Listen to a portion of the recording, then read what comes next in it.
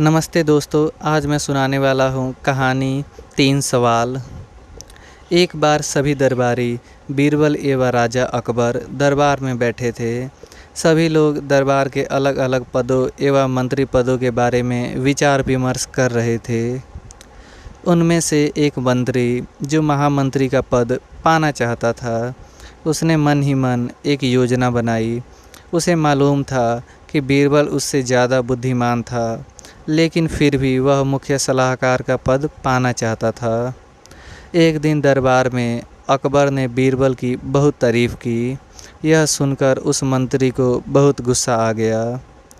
उसने महाराज से कहा कि यदि बीरबल मेरे 3 सवालों का उत्तर सही सही दे देते हैं तो मैं उसकी बुद्धिमत्ता को स्वीकार कर लूँगा। यदि नहीं तो इससे यह सिद्ध होता है कि वह चापलूस है। अकबर को मालूम था कि बीरबल उसके सवालों का जवाब ज़रूर दे देंगे, इसलिए उन्होंने उस मंत्री की बात मान ली। उस मंत्री के 3 सवाल थे। आकाश में कितने तारे हैं? दूसरा सवाल, धरती का केंद्र कहाँ है? और तीसरा सवाल, सारे संसार में कितने स्त्री और कितने पुरुष हैं?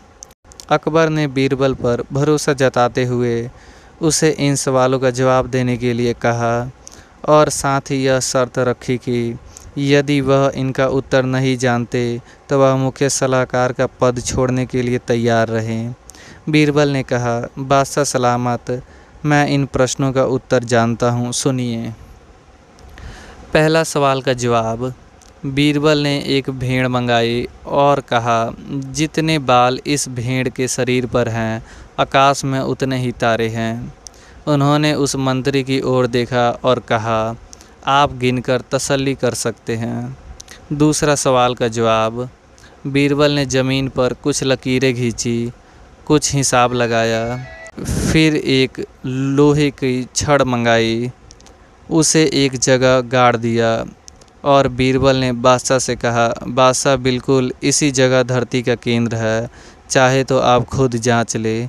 बादशाह बोले, ठीक है, और तीसरे सवाल के बारे में कहो।